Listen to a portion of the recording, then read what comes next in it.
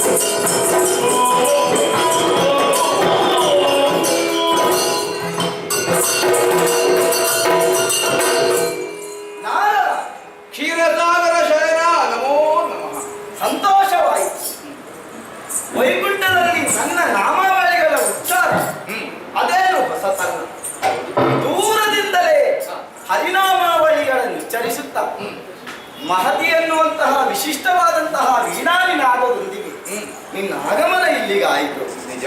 ಆಗಮನವೇನು ಅನಿರೀಕ್ಷಿತವಲ್ಲ. ನಿನಗೆ ಮನ ಬಂದಾಗ ಇಲ್ಲಿಗೆ ಬರುವವನು. ಹೌದು. ಮನ ತುಂಬಿ ನನ್ನನ್ನು ಅರ್ಚಿಸುವವನು, ಮನ ತುಂಬಿ ನನ್ನನ್ನು ಹೊಗಳುವವನೇ ಹೌದು. ಹಾಗೆಂದು ನಾನು ಕರೆದರೂ ಕೂಡ ನೀನು ಬರುವವನಲ್ಲ. ಯಾಕೆ ಹೇಳು? ಸೃಷ್ಟಿ ಸ್ಥಿತಿ ಲಯಾದಿ ಕಾರ್ಯಗಳಿಗೆ ಅನುಕೂಲವಾಗಿ ವ್ಯವಹರಿಸುತ್ತಾ ಲೋಕ ಮೂರೇ ಚತುರ್ದಶ ಭುವನಗಳನ್ನು ಕೂಡ ನೀನು ಸಂಚರಿಸುವವನು. ಮೂರು ಮೂರ್ತಿಗಳಾದಂತ ನಿಮ್ಮ ಅಪ್ಪಣೆ ನನಗಾಗಿದೆ ಅಲ್ವೇ? ಧರ್ಮದ ಉದ್ಧಾರ, ಸತ್ಯದ ಉದ್ದೀಪನ, ಇದೇ ನಿನ್ನ ಕಾಯಕ ಎನ್ನುವ ಹಾಗೆ ತಿಳಿದವನು ನೀನು. ಯಾವತ್ತೂ ಕೂಡ ನನ್ನ ನಾಮಾವಳಿಯನ್ನು ಉಚ್ಚರಿಸುತ್ತಾ ಸಂತೋಷದಿಂದಲೇ ಇಲ್ಲಿಗೆ ಆಗಮಿಸುವವನು. ನಿನ್ನ ಬರವನ್ನು ಗಮನಿಸಿ ನಿನ್ನ ಮುಖಾವಲೋಕನವನ್ನು ಮಾಡಿದಾಗ ಕಂದ ಏನಯ್ಯ ಇದು? ಇಂದಿರೇಶನ ಬಳಿಗೆ ಬರುವಾಗ ಕುಂದುಕೊರತೆಗಳನ್ನು ಹೊತ್ತುಕೊಂಡು ನೀನು ಬರುವುದೇ? ಕನ್ನಿದಾನನ ಯಾಕೆ ಅಂತ ಹೇಳಬಹುದೇ? ಯಾಕೆ ಈ ಆಗಮನ? ಯಾಕೆ ಈ ವ್ಯತ್ಯಾಸ ಮುಖದಲ್ಲಿ ಏನಾಗಿದೆಯಾ?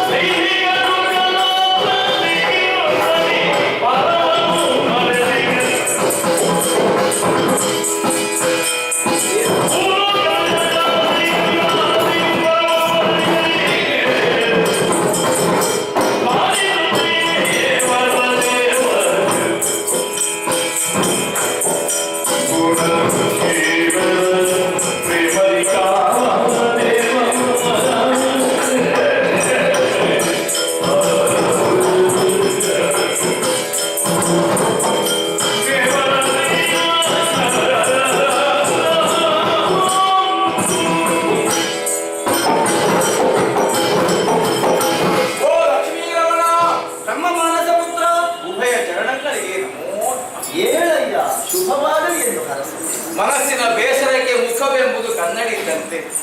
ಮನಸ್ಸಿನಲ್ಲಿ ಯಾವ ಬೇಸರ ಇದ್ದರೂ ಕೂಡ ಮುಖವನ್ನು ಕಂಡಾಗ ಅರ್ಥ ಮಾಡಿಕೊಳ್ಳುವುದಕ್ಕೆ ಸಾಧ್ಯವಿದೆ.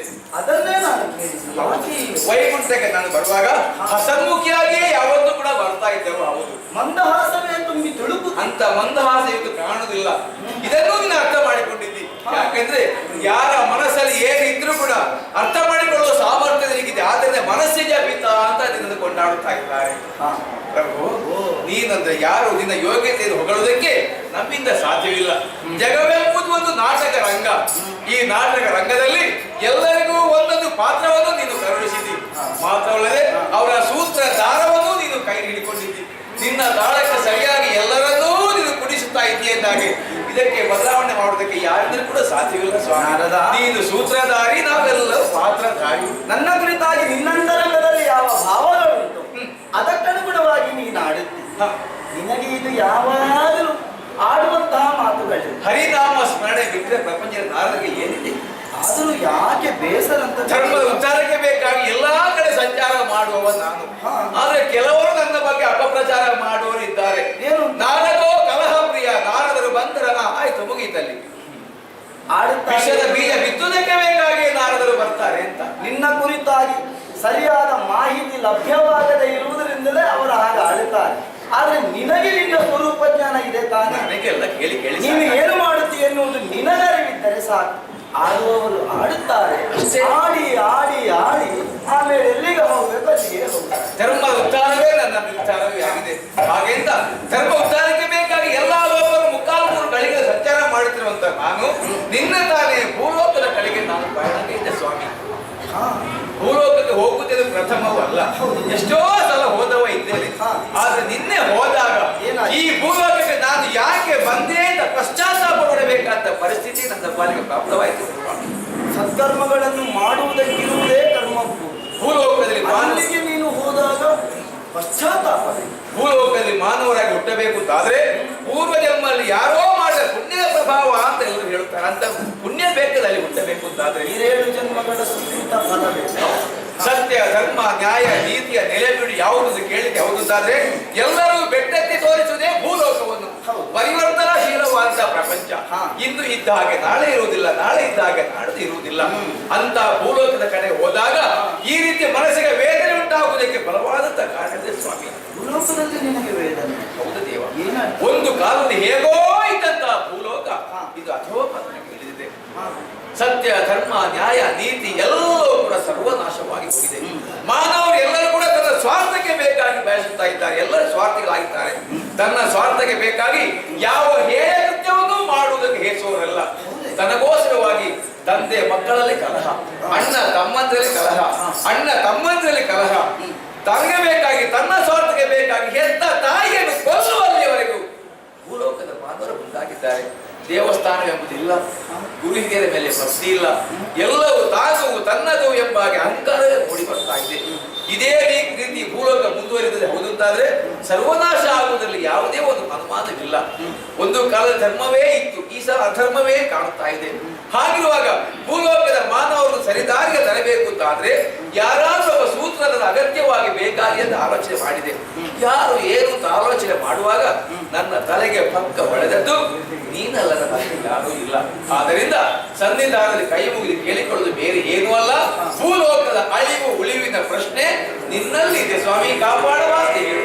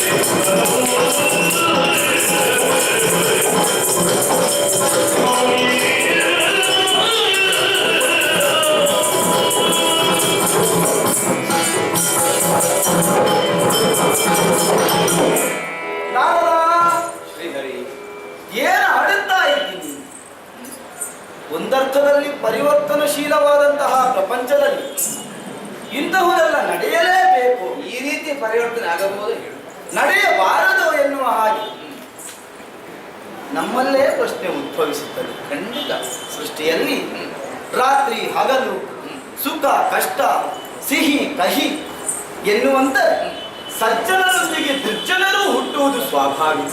ಆದರೆ ನೀನಂದಂತೆ ತಂದೆಯನ್ನೇ ವಿರೋಧಿಸುವ ಕೆಟ್ಟ ಮಗನ, ಅಣ್ಣನನ್ನೇ ವಿರೋಧಿಸುವಂತಹ ತಮ್ಮ, ಇಂತಹ ವ್ಯತ್ಯಾಸ ನಡೆದು ಹೋಗಿದೆ ಪ್ರಭು. ಎಲ್ಲ ಕಡೆ ಅಧರ್ಮಿಗಳು ನಾನು ಹೇಳುವುದಿಲ್ಲ. ಕೆಲವು ಕಡೆ ಸತ್ಯ ಧರ್ಮ ಇದೆ, ಆದ್ರೆ ಅಧರ್ಮಿಗಳ ಮುಂದೆ ಅವರಿಗೆ ತಲೆ ಎತ್ತಿ ನಡೆದಕ್ಕೆ ಸಾಧ್ಯವಿಲ್ಲ ಅಂತ ಆಗಿದೆ. ಅಧರ್ಮಿಗಳು ಅಧಿಕವಾಗಿಯೇ ಇರಬೇಕೆಂದೇನಿಲ್ಲ, ಸ್ವಲ್ಪ ಮಂದಿ ಇದ್ದರೂ ಸಾಕು. ತಮ್ಮ ಬುದ್ಧಿಯನ್ನು ಪ್ರಪಂಚದಲ್ಲೆಡೆಗೂ ಅವರು ವ್ಯಾಪಿಸುವ ಪ್ರಯತ್ನವನ್ನೇ ಮಾಡುತ್ತಾರೆ. ಬ್ರಹ್ಮ ಕ್ಷತ್ರಿಯ ವೈಶ್ಯ ಶೂದ್ರ 4 ವರ್ಣದವರು ಯಾವ ಯಾವ ದಾರಿ ಯಾವ ಪಥದಲ್ಲಿ ಹೋಗಬೇಕು ಅದನ್ನು ಮಾಡುತ್ತಿದ್ದಾರೆ ಅಂತ ಆದ ಮೇಲೆ ಪ್ರಪಂಚದ ಏನು ಉಳಿಯುತ್ತದೆ? ಅದನ್ನೆಲ್ಲ ನಾನೇ ಸೃಷ್ಟಿಸಿದೆ. ಗುಣಕರ್ಮ ಎನ್ನುವ ಈ ವಿಭಾಗವನ್ನು ಮಾಡಿದವನು ನಾನು. ಹಾಗಿರುವಾಗ ಇಂಥವರು ಇಂಥದೇ ಮಾರ್ಗದಲ್ಲಿ ನಡೆಯಬೇಕಾದ ಈ ಸಂದರ್ಭದಲ್ಲಿ ಮತ್ತೊಂದು ಪಥದಲ್ಲಿ ಮುಂದುವರಿದು ನಮ್ಮದಾದಂತಹ ಆಲೋಚನೆ ಏನುಂಟು ಅದಕ್ಕೆ ವಿರುದ್ಧವಾಗಿ ಅವರು ವರ್ತಿಸುತ್ತಾರೆ ಅಂತಾದ್ರೆ ಇದು ಆಶ್ಚರ್ಯವಲ್ಲದೆ ಮತ್ತೇನು? ಬ್ರಾಹ್ಮಣನಾದ ಯಾಗ ಯಜ್ಞ ಹೋಮ ಹವನ ಇತ್ಯಾದಿಗಳನ್ನು ಮಾಡಿ ಲೋಕದ ಉದ್ಧಾರವನ್ನೇ ಬಯಸಬೇಕಿತ್ತು. ಯಾಗ ಯಜ್ಞ ಕಾಣುವುದಕ್ಕೆ ದೇವತೆಗಳಾದಂತಹ ನಮಗೆ ಭೂಲೋಕ ಎನ್ನುವುದು ಅನ್ನದ ಪಟ್ಟಣ. ಅಲ್ಲಿ ನಡೆದಂತಹ ಯಾಗ ಯಜ್ಞದ ಹವಿಸ್ಸನ್ನು ನಾವು ಉಂಡು ಆಮೇಲೆ ಭೂಲೋಕವನ್ನು ಪಾಲಿಸುವುದು. ಹಾಗಾದರೆ ಯಾಗ ಯಜನಾದಿಗಳೇ ನಾವು ಮತ್ತೆ ಅವರನ್ನು ಬದುಕಿಸುವುದು ಯಾವ ರೀತಿ? ಅರಸನಾದ ರಾಜ್ಯ ರಕ್ಷಕನಾಗಬೇಕಿತ್ತು, ಅಂತವರು ರಾಜ್ಯ ಭಕ್ಷಕರಾಗ್ತಾರೆ ಇದ್ದಾರೆ. ಹೌದು, ದಾನ ಧರ್ಮಾದಿಗಳನ್ನು ಮಾಡುವುದರ ಮೂಲಕವಾಗಿ ಜೀವರ ಸಂಬಂಧವನ್ನು ಉಳಿಸಬೇಕಾದವನು ಅರಸ. ಅದನ್ನೇ ಆತ ಮಾಡುವುದಿಲ್ಲ, ಬೇರೊಂದು ದಾರಿಯಲ್ಲಿ ನಡೆಯುತ್ತಾನೆ ಅಂತಾದರೆ ಬೇರೆಯೇ ಎದ್ದು ಹೊಲ ಮೇದ ಹಾಗಾಗುತ್ತದೆ. ಹಾಗಾದರೆ ಇದಕ್ಕೊಂದು ಕಡಿವಾಣವನ್ನು ನಾನು ಹಾಕುತ್ತೇನೆ. ಯಾವ ರೀತಿ?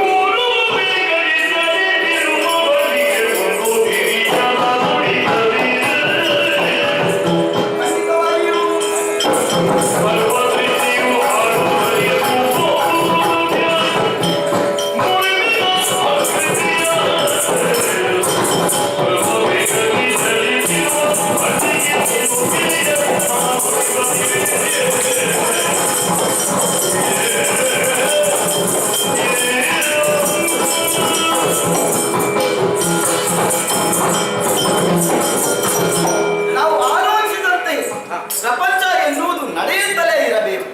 ಸನಾತನವಾದದ್ದು ಅಲ್ಲಿಗೆ ನಿಲ್ಲಬಾರದು, ಮತ್ತದು ಮುಂದುವರಿಯಲೇಬೇಕು. ನೂತನವಾದಂತಹ ಚಿಗುರನ್ನು ನಡಮೂಡಿಸುವುದಕ್ಕಾಗಿ ಮೂರ್ತಿತ್ರಯರಾದಂತಹ ನಾವು ಪ್ರಯತ್ನಿಸುವುದರ ಜೊತೆಗೆ ನಿಮ್ಮಂತವರ ಸಹಕಾರವೂ ಬೇಕು. ಆಗ ಮಾತೆ ಯಾವುದರ ಕುರಿತಾಗಿ ಪ್ರಪಂಚಕ್ಕೊಂದು ಪರಿಪೂರ್ಣತೆಯನ್ನು ಒದಗಿಸಬೇಕು ಎನ್ನುವ ಹಾಗೆ ಆಲೋಚಿಸಿದ್ದಾಳೆ, ಅದು ಯೋಜನೆಯಾಗಿ ಆಗುವುದಕ್ಕೆ ಸಾಧ್ಯ ಉಂಟು. ಹಾಗಾದರೆ ಕಬ್ಬನ್ನು ಹಿಂಡಿದಾಗ ಸಿಹಿ ಬರಬೇಕು, ಕಹಿ ಬಂತು ಅಂತ ಆದ್ರೆ ಅದರ ಹೌದು, ತಾನು ನೋವುಂಡಾದರೂ ಕಬ್ಬು ಸಿಹಿಯನ್ನೇ ಉಣಬಡಿಸುತ್ತದೆ ಎಲ್ಲವರಿಗೆ. ಹಾಗಾದ್ರೆ ಅದು ತನ್ನ ಸ್ವಾರ್ಥದ ಕುರಿತಾಗಿ ತನಗೆ ನೋವಾಗುತ್ತದೆ ಎನ್ನುವ ಹಾಗೆ ಆಲೋಚಿಸುವುದಿಲ್ಲ.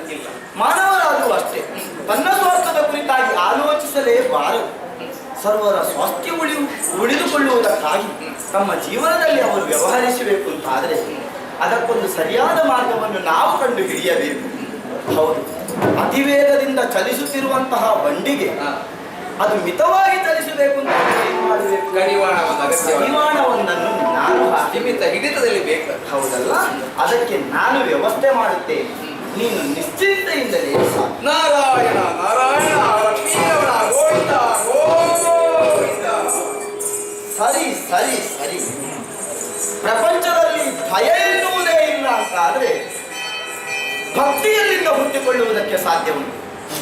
ಹಾಗಾದರೆ ಭಕ್ತಿಗಾಗಿ ಭಯ ಹುಟ್ಟುವ ಕಾಯಕವನ್ನು ನಾನು ಮಾಡಲೇಬೇಕು. ಆಗ ಬ್ರಹ್ಮ ಸೃಷ್ಟಿಗೆ ಅದು ಪೂರಕವಾಗುತ್ತದೆ, ಜೊತೆಗೆ ನನ್ನ ಪಾಲನಾ ಕಾರ್ಯವು ಸಾಂಗವಾಗಿ ನೆರವೇರುತ್ತದೆ. ಹರನ ನಿಯಂತ್ರಣವು ಒಂದು ಕಡಿವಾಣದಲ್ಲಿಯೇ ಮುಂದುವರಿಯುತ್ತದೆ. ಹಾಗಾದರೆ ಏನು ಮಾಡೋಣ ಎನ್ನುವ ಹಾಗೆ ನಾನು ದೀರ್ಘವಾಗಿ ಆಲೋಚಿಸಬೇಕಾದದ್ದಿಲ್ಲ. ಸರಿ ಸರಿ, ಅದಕ್ಕೆ ಇದೇ